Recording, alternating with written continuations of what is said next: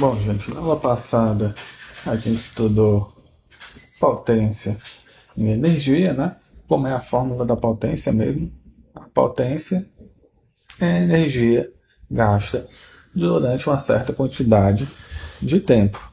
E também pode ser escrito de outras formas, né? Como, por exemplo, a tensão vezes a corrente. Se eu usar a lei de Ohm, quem é a lei de Ohm? E é igual a tensão dividido pela resistência. Quando eu uso a lei de Ohm e aplico aqui nessa fórmula, eu vou encontrar um P também de outra forma, como R I ao quadrado e também V ao quadrado dividido por R. Então, olha, eu tenho uma, duas, três, quatro formas diferentes de representar a potência e eu vou usar cada uma delas dependendo dos parâmetros que foi dado no problema que eu tenho que resolver. Outra coisa que a gente viu foi a energia em quilowatts hora, né? Que era quem? A potência vezes o tempo, é só passar aqui, ó, o tempo lá multiplicando, dividido por 1000. Por que por 1000? Porque a gente já está deixando aqui a unidade em quilo, né? Que é como é, por exemplo, cobrado na conta da Enel que chega na nossa casa. Então hoje, ó, a gente vai continuar o estudo vendo o que é eficiência e também mostrando aqui alguns dispositivos de proteção, como o disjuntor, o IFCA e os fusíveis. Então, em qualquer sistema, eu tenho um sistema aqui em particular, que não interessa o que é que ele faz, eu vou colocar uma energia na entrada desse sistema, só que, olha, repare, a energia na saída aqui, ó, é menor do que a energia na entrada. De cara, eu já estou vendo que a energia na entrada é maior do que a energia na saída. Na entrada, ó, foi isso aqui tudo. Na saída, só isso aqui. Então, ó, parte da energia da entrada aqui do meu sistema vai ser usada para o que de fato deveria ser, mas outra parte, ó, pode ser perdida ou armazenada, dependendo do meu sistema aqui. Aqui a gente vai entrar com os conceitos de eficiência. Do quanto de energia que eu botei na entrada para o meu sistema funcionar, quanto realmente saiu do meu sistema para fazer o que ele deveria fazer de fato, já que outra parte vai ser perdida aqui, por exemplo, na forma de calor, e em outros sistemas também vai ter sua energia armazenada no sistema. Então, resumindo, a gente tem que observar, ó, que sempre a quantidade de energia aqui na saída, ó, vai ser menor do que a quantidade de energia aqui na entrada, devido às perdas do meu sistema ou devido à energia armazenada no meu sistema. O que a gente pode esperar disso? A gente pode esperar que na melhor situação, o WO, que é o WOUT aqui, ó, seja próximo do WIN, que é o W, a energia na entrada. Ou seja, quando um está próximo do outro, eu sei que as perdas, ó, foram bem pequenas. Já que a energia na saída está quase igual à energia na entrada, eu sei que as perdas nesse sistema foram pequenas. E é isso que a gente deseja. Então, a partir desse diagrama, a gente pode criar aqui uma regrinha, né? Uma equação matemática. Como? A energia na entrada do meu sistema, quem é? É a energia na saída, mais a energia, ó, das perdas do meu sistema, mais se tiver a energia armazenada. Trazendo ela para cá, ó, a energia na entrada é igual a energia na saída, mais a energia que foi perdida ou armazenada. Só que se eu pegar a energia de qualquer coisa aqui e dividir pelo tempo, o que é que eu vou ter? A potência. Então vamos pegar a energia na entrada, que é o W entrada, energia na saída e energia perdida, e vamos dividir todo mundo, ó, pelo tempo. Ora, o P é a energia dividida pelo tempo. Então esse termo aqui vai ser quem? P na entrada. Esse outro vai ser quem? O P na saída. E esse outro termo aqui, a potência perdida. Então, ó, essa expressão aqui, potência na entrada é igual a potência na saída, mais a potência perdida. Então, com esse conceito de potência na entrada e potência na saída, ó, a gente vai definir a eficiência. A eficiência, que é representada por essa letra grega aqui, que é o eta, é nada mais do que a potência na saída dividido pela potência na entrada. Usando os símbolos, ó, eficiência, que é o eta, é a potência na saída dividido pela potência na entrada. E esse número aqui, ó, é um número decimal. O eta vai estar sempre, ó, entre 0 e 1. Sempre o eta vai estar entre 0 e 1. Como ele vai estar entre 0 e 1, se eu quiser descobrir ele em porcentagem, basta eu multiplicar por 100. Então, meu eta, minha eficiência em porcentagem, é a mesma fórmulazinha passada, do slide passado, potência na saída dividido pela potência na entrada, vezes 100, porque eu quero em porcentagem. Então, por exemplo, se meu eta, que é a potência na saída dividido pela potência na entrada, deu igual a 0,8, isso quer dizer o quê? Que se eu multiplicar por 100, vai ser 80%. Então, esse meu sistema com esse meu eta aqui, ó, essa minha eficiência, é em torno de 80%. E a gente pode fazer a mesma coisa aqui na energia. Por exemplo, meu eta, que é a energia na saída dividido pela energia na entrada, agora foi de 0,9. Então, se eu multiplicar por 100, vai dar 90%. Então, eu posso representar o eta ou como um número entre 0 e 1, ou em porcentagem, basta multiplicar por 100. Repare que a eficiência máxima é 100%. E quando é que isso ocorre? Só quando a potência na saída é igual à potência na entrada. Eta é igual à potência na saída dividido pela potência na entrada. Mas se ambos são iguais, eu posso escrever assim. Por exemplo, potência na saída dividido por potência na saída, já que o PI é igual ao PO. Então, quanto é que dá isso? Dá 1. E quando eu multiplico por 100, vai dar justamente, ó, o 100%. Isso só vai acontecer quando? Quando eu não tenho nenhuma energia armazenada no sistema ou perdida, né? Só que isso na prática nunca vai acontecer. Porque sempre vai ter uma perdazinha lá no meu sistema. E obviamente que minha eficiência máxima é 100%. Quanto maior for a perda interna lá no meu sistema, menor vai ser minha eficiência. Quanto maior for essa perda aqui, ó, menor vai ser a minha eficiência. Então vamos ver esse exemplo aqui. Ó. Eu tenho um motor de 2 HP, opera com uma eficiência de 75%. Qual é a potência de entrada em watts? Se a tensão aplicada ao motor é de 220 volts, qual é a corrente da entrada? Então vamos ver o passo a passo aqui. Primeiro, eu tenho que anotar meus dados. Ele é um motor de 2 HP. Então a potência dele aqui, ó, é 2 HP, que é o horsepower que a gente viu na aula passada, né? Ele tem uma eficiência, esse motor, ó, de 75%. Então o eta dele aqui, ó, é 75%, que é a mesma coisa de quê? 0,75. Ele quer saber então o quê? Qual a potência na entrada desse sistema em watts? Ele quer saber o PI. Quanto é que vale isso em watts? Olha, se ele quer em watts, eu já sei que eu vou ter que transformar o HP em watts. Como é que eu faço isso? 1 HP equivale a 746 watts.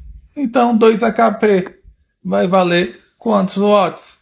Ora, só aplicar a regrinha de 3 e eu vou descobrir que o X é 2 vezes o 746 dividido por 1. Então, vou guardar esse resultadozinho aqui. Essa aqui é minha potência em watts, 2 vezes 746.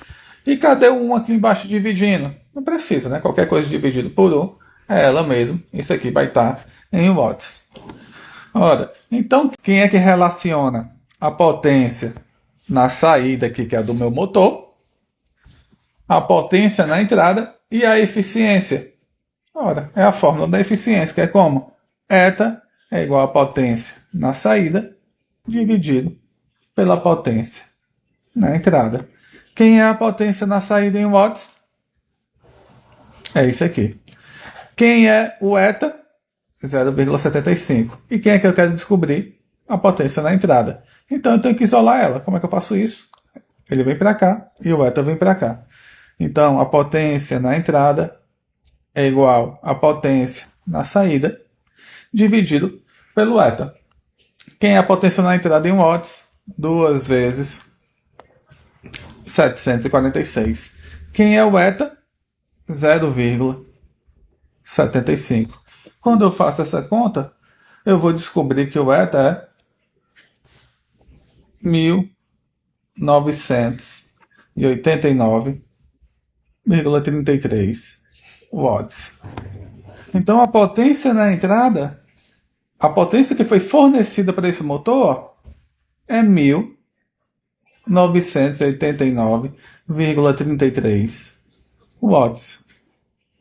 Aqui a potência na saída do motor, se eu multiplicar isso aqui, vai dar 1492 watts. Repare o tanto de energia que foi dada para o motor funcionar, mas devido à eficiência dele 75%, só 75% dessa energia foi usada porque de fato deveria. O resto foi perdido. Então, só 1492 watts foram utilizados dos 1989. O restante foi perdido aí, por exemplo, na forma de calor. E essa outra pergunta, se a tensão aplicada ao motor é de 220 volts, então eu tenho aqui que uma tensão aplicada nesse motor, ele ligou esse motor, por exemplo, na tomada e tinha lá 220 volts. E eu quero saber a corrente que está passando nesse fio desse motor. Como é que eu faço isso? Ora, a gente tem uma fórmula que relaciona a potência, a tensão e a corrente. Quem é a potência?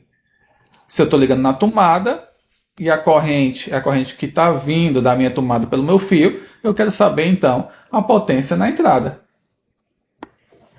A potência na saída depois que ela passa pelo motor. Então a potência na entrada, quem é? É a tensão vezes a corrente. Mas eu quero descobrir quem é a corrente. Então eu tenho que isolar ela. Corrente quem é? É a potência lá na entrada do meu motor dividido pela tensão. Quem é a potência na entrada do meu motor? Eu descobri, 1989,33. Quem é a tensão? 220 volts. Quando eu faço essa continha aqui, eu vou descobrir que a corrente que está sendo drenada por esse motor, 9,04 amperes. A corrente que está sendo puxada por esse motor, então, é 9,04 amperes. E essa questão aqui agora. Qual a potência de saída em HP de um motor com eficiência de 80% e uma corrente de entrada de 8 amperes, dada a uma tensão de 120 volts? Então, vamos anotar os dados aqui. De cada, ele quer saber qual a potência na saída. Pout, ele quer saber isso em quê? Em HP. Quanto é que vale? De um motor, esse motor tem uma eficiência de 80%. Então, o eta é 80%, que é igual a 0,8. E uma corrente de entrada, a corrente que está saindo lá do fio, que está ligando ele na tomada, é 8 amperes e a tensão aplicada nessa tomada é 120 volts. Então, como é que a gente vai fazer? Então, a gente tem que descobrir quem é a potência na saída. Quem é que relaciona a potência na saída e o eta? Essa formulazinha aqui, né?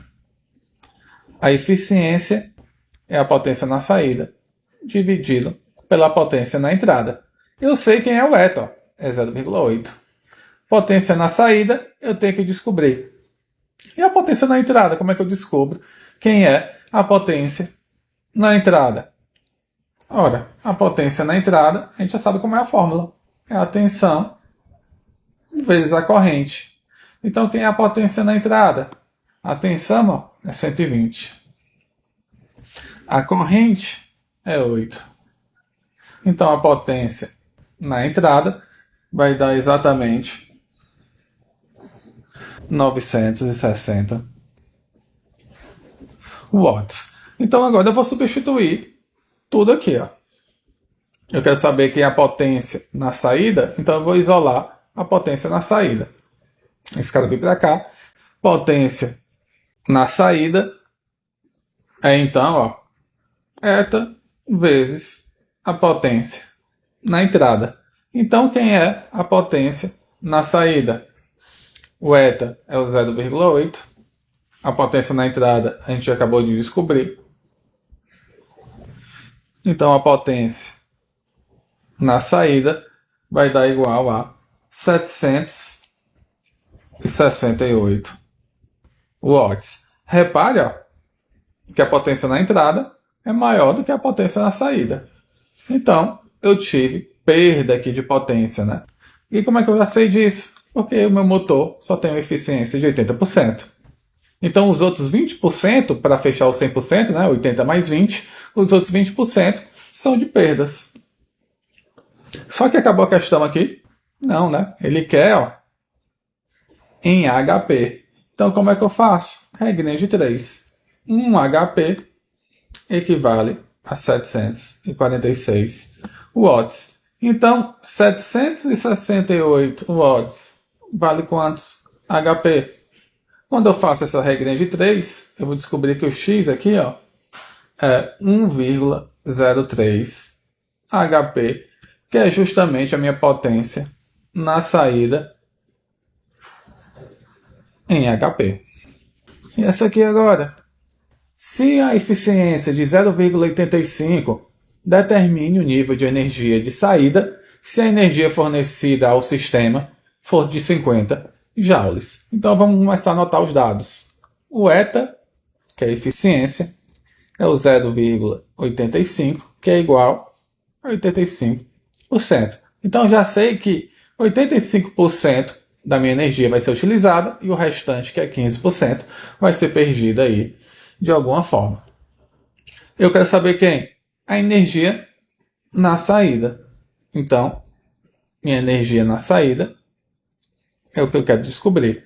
Se a energia fornecida ao sistema, ou seja, a energia que é fornecida ao sistema, é a energia de entrada.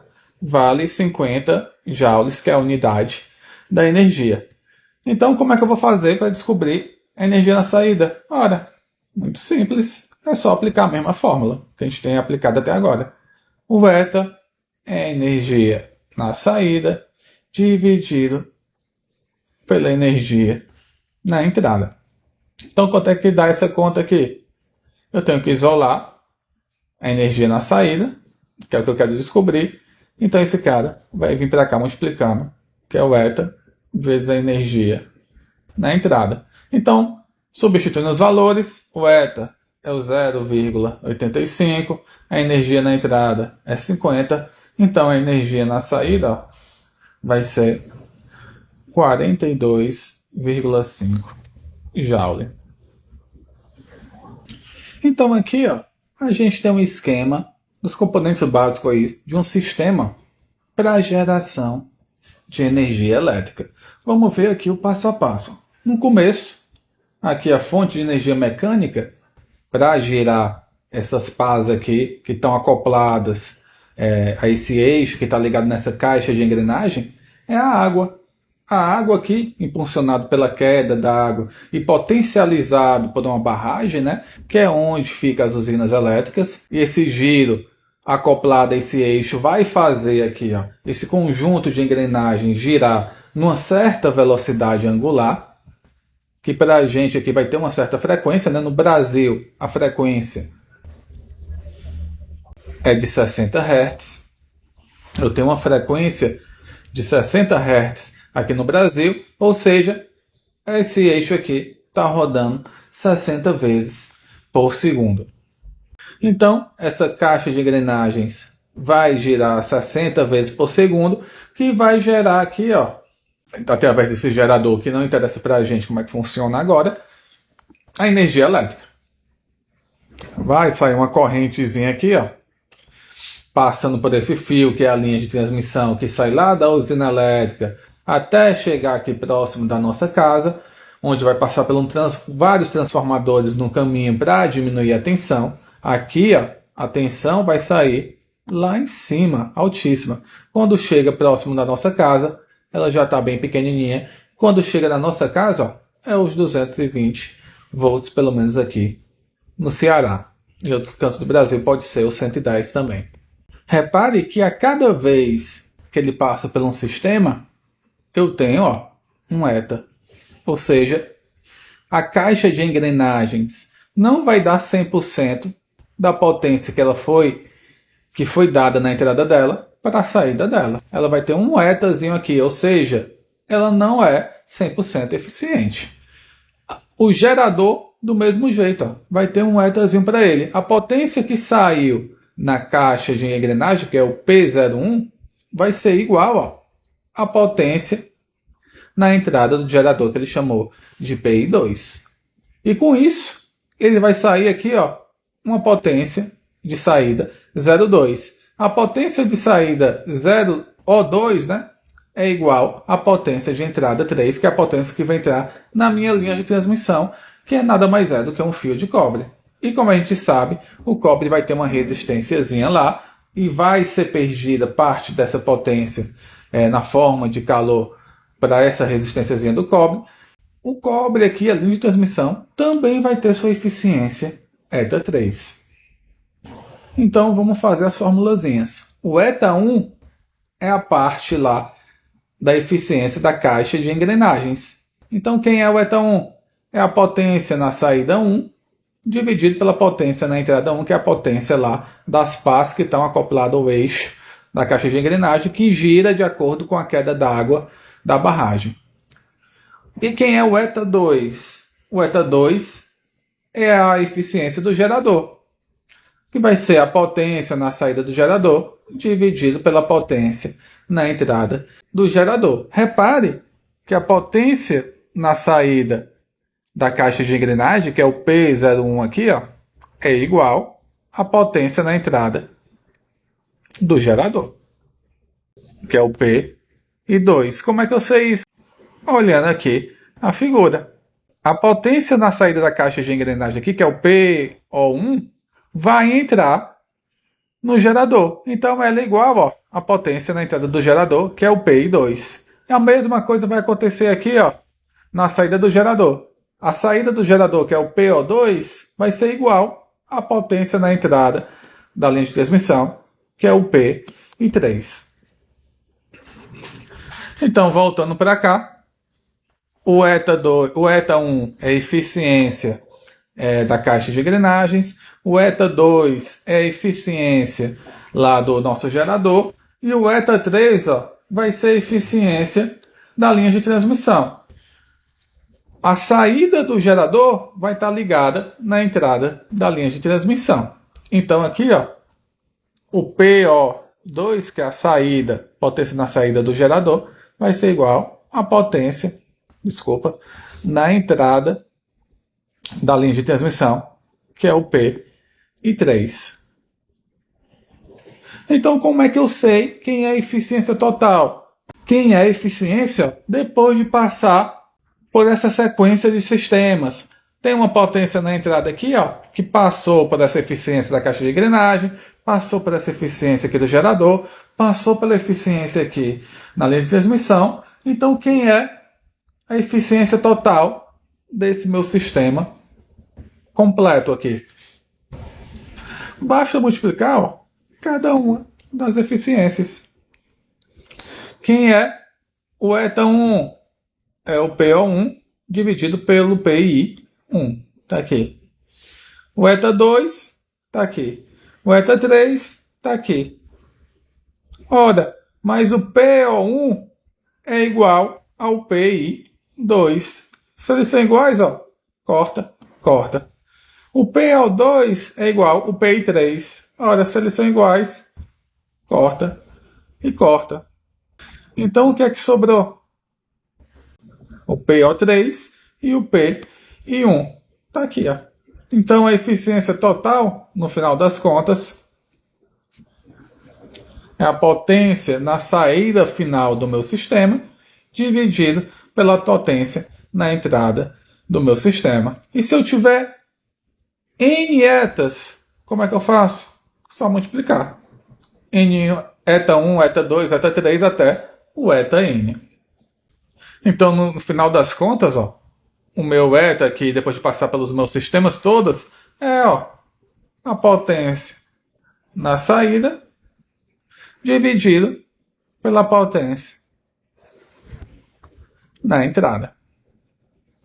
Quando a gente faz as contas todas que a gente acabou de fazer, a gente descobre isso.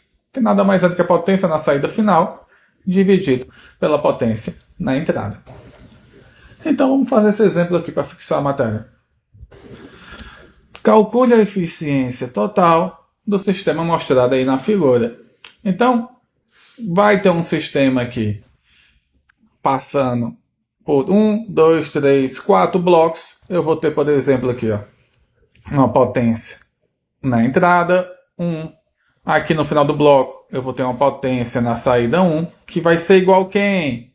A potência na entrada 2, que é a desse outro bloco. Aqui é o bloco 1, que é o bloco 2, o 3 e o 4. Então a potência na entrada 2 vai passar pelo sistema 2, vai ter uma potência na saída 2, que vai ser igual a quem? A potência na entrada do 3.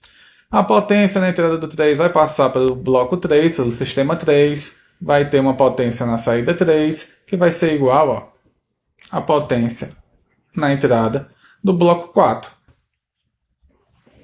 E assim por diante.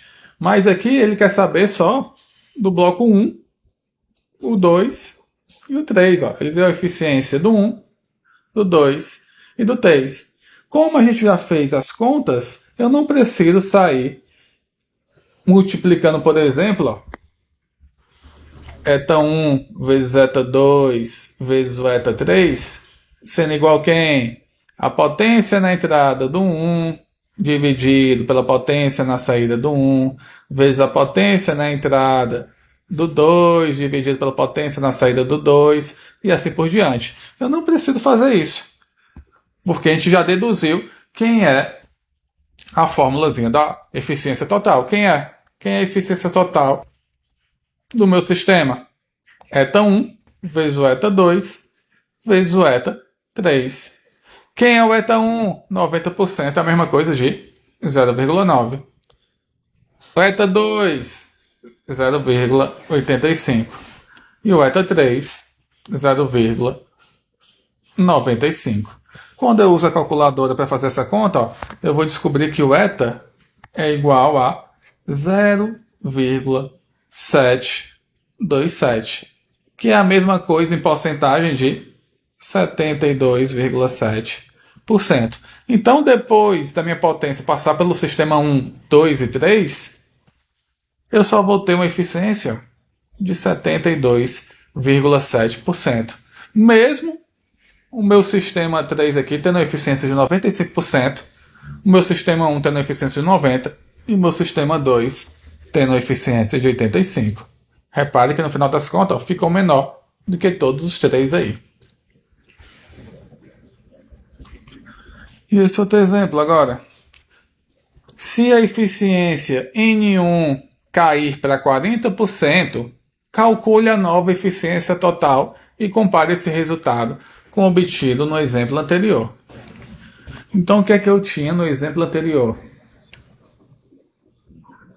N1 era 90%, N2 85%, N3 95%. Então, no exemplo anterior, o eta 1 era 90%, o eta 2 85% e o eta 3 95%. O resultado disso aqui, ó, o eta final, foi quanto? 72,7% de eficiência total aqui no final das contas. E o que é que essa questão quer? Ele quer que o eta 1 agora não seja mais de 90%, seja 40%. Então, eu vou ter aqui um novo eta 1 que vai valer quanto agora? 40%. Então, quem é agora meu novo eta total? O eta total novo vai ser igual a quem? O eta 1 vezes o eta 2 vezes o eta 3. 0,4, porque agora é 40%, vezes o 0,85 vezes o 0,95. Quando eu faço essa conta, eu vou descobrir que o eta é 0,323, que em porcentagem isso vai dar quanto? 32,3%. Ou seja, menor do que o menor valor do eta. Então, essa potência na entrada aí de grandes complexos industriais que usam aqueles equipamentos, aqueles motores de alto consumo, né? Ela deve ser, essa potência deve ser limitada, né? De tal modo que ela deve assegurar que a corrente não ultrapasse os valores especificados nos circuitos residenciais ou nos medidores utilizados em laboratórios. E por que isso? Caso não seja respeitada essa limitação, os condutores elétricos, que são os fios, né, ou os equipamentos eletrônicos, eles podem ser seriamente danificados. Além disso, pode haver risco de incêndio, intoxicação e etc. Né? Então, para limitar esses níveis de corrente, são instalados lá na entrada fusíveis ou disjuntores, onde esse equipamento aí é alimentado, ou lá no quadro de distribuição das nossas casas, tem lá um quadro com vários disjuntores. Né? Aqui na foto, esse item A aqui é um fusível. Esse fusível aí é chamado de CC Tron, né? E ele tem uma capacidade aí de suportar 10 amperes de corrente. Ou seja, a corrente supera os 10 amperes, o fusível não deixa essa corrente passar. Esse tipo de fusível aqui, ele serve para proteger uma coisa que a gente está estudando agora, que são as correntes contínuas. Né? Eles são encontrados, por exemplo, lá em veículos, né? Sistemas de energia solar, equipamentos eletrônicos industriais, entre outros. Então, a principal característica desses fusíveis, né, incluindo esse CC Tron aí, é a capacidade dele romper a passagem, aquela corrente altíssima, de forma rápida e confiável, para evitar aí os danos nos componentes do circuito, né, prevenindo, por exemplo, incêndios e os problemas graves que eu falei no slide passado. Esse outro fusível aqui do item B é chamado de semitron.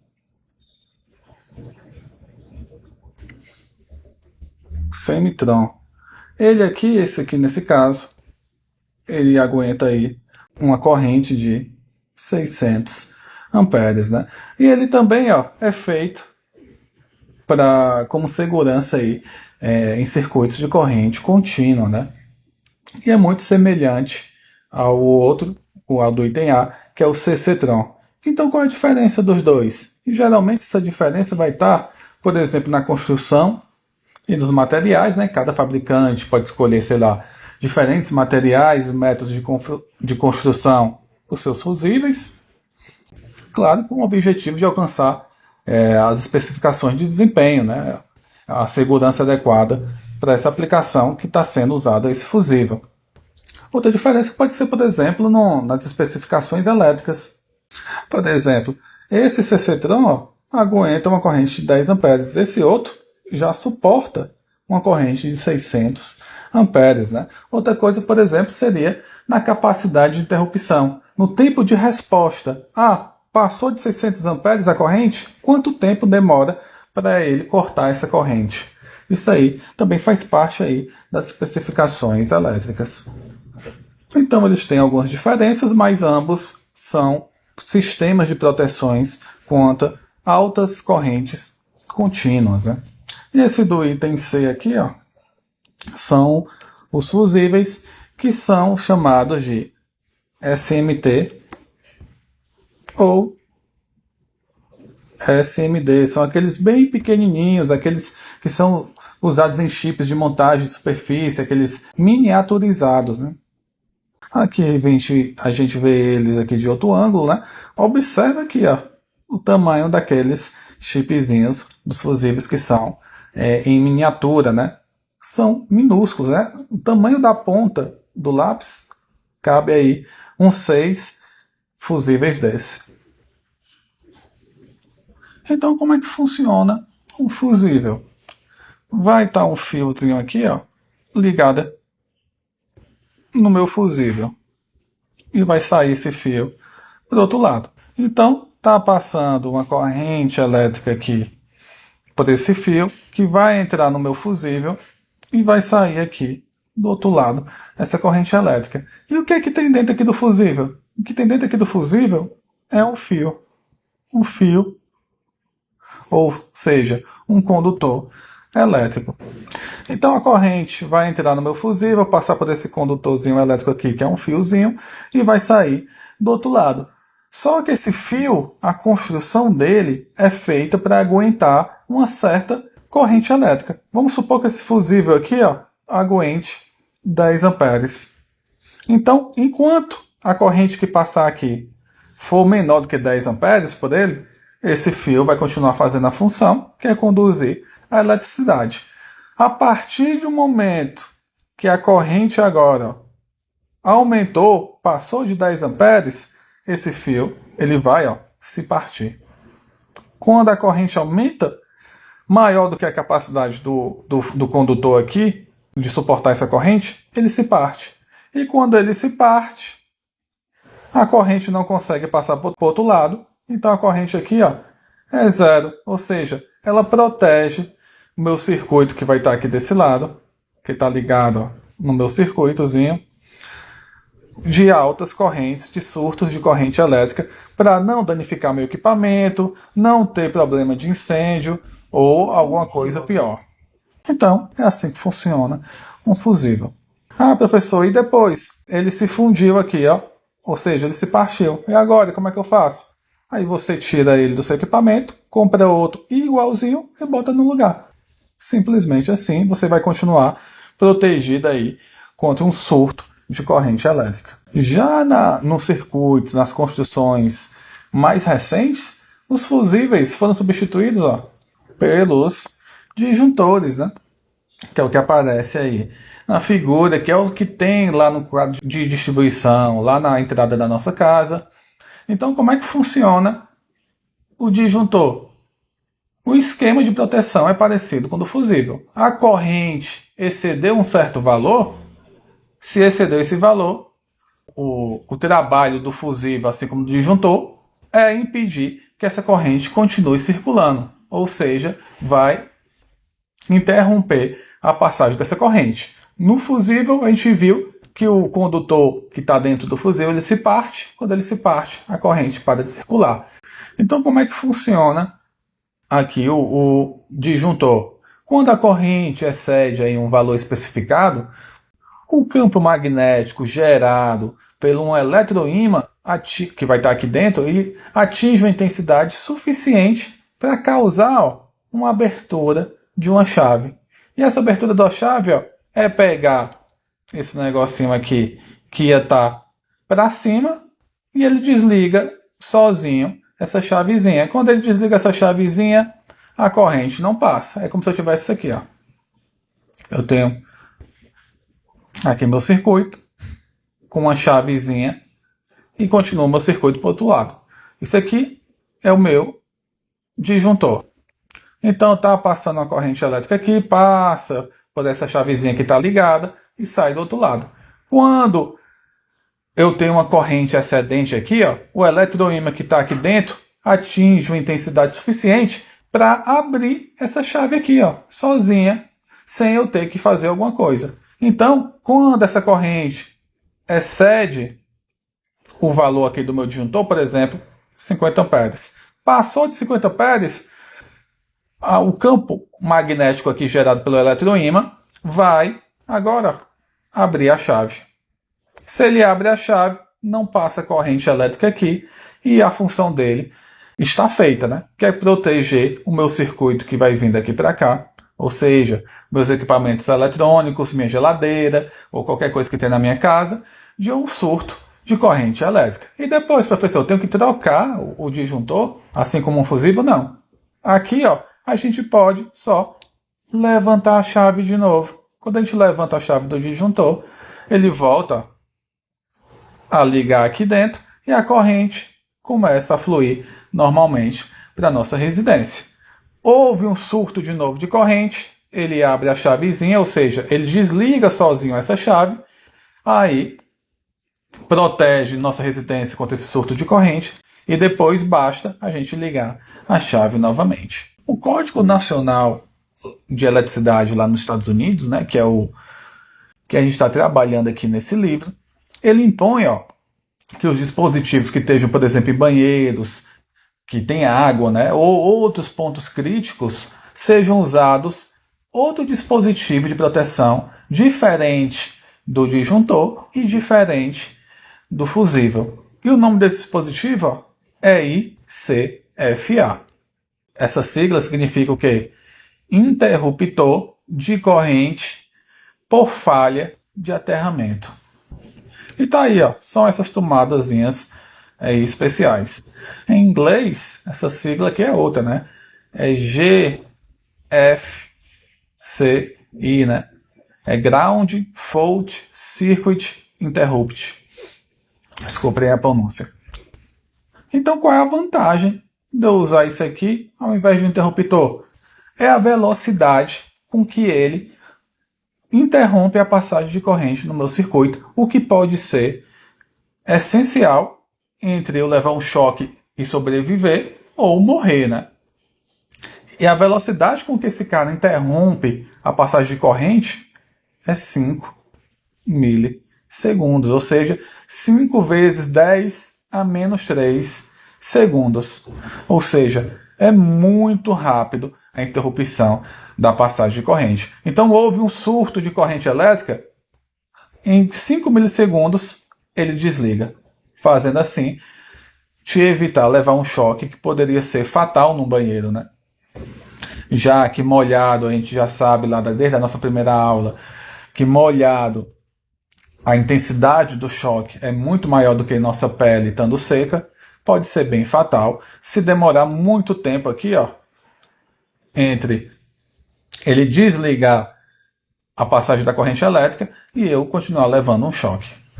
Ora, a gente sabe, por exemplo, que se eu tiver uma corrente aqui, ó, de 6 miliamperes, a maioria dos indivíduos consegue suportar, consegue ser exposta por essa corrente aí passando pelo nosso corpo por um tempo reduzido, ou seja, um T aí bem reduzido sem ter alguma consequência grave, né? Agora uma corrente que é maior, por exemplo, que 11 miliamperes pode causar aí contração involuntária dos nossos músculos, né? Ou seja, se eu encostei numa tomada ou no fio e levei um choque dessa tomada, pode ser que meu braço, os músculos do meu braço fiquem travados e eu não consiga me soltar dessa tomada, né? Ou seja, eu posso levar um choque por um bocado de tempo se alguém não vier me socorrer. E se eu tiver uma corrente bem mais alta já do que esses 11 miliamperes aí, ó, já é considerado uma corrente muito perigosa, né? Porque se passar pelo coração, por exemplo, o músculo cardíaco, ele vai entrar em fibrilação. Ou seja, pode levar a gente à morte aí em poucos minutos. Então a velocidade o ICFA age é de extrema importância nesses lugares críticos como o banheiro, né? A rapidez da resposta do IFCA, ela deve-se a quê? Principalmente a sensibilidade que esse dispositivo tem quanto à diferença entre as correntes na entrada e na saída. Ele vai receber uma corrente na entrada aqui.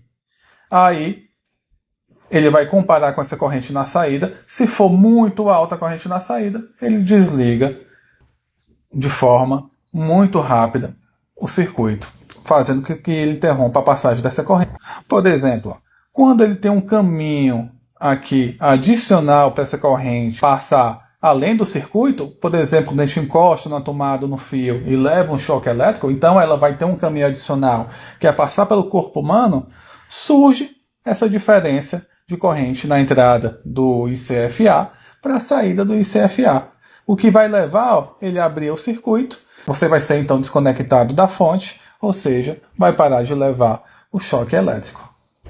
Então a gente terminou essa aula de hoje e terminou também a parte 1 da nossa disciplina. Terminamos então os conceitos básicos aí da eletricidade e na próxima aula a gente vai começar a estudar de fato agora os circuitos elétricos, começando com os circuitos que têm um arranjo chamado de circuitos em série. Até mais.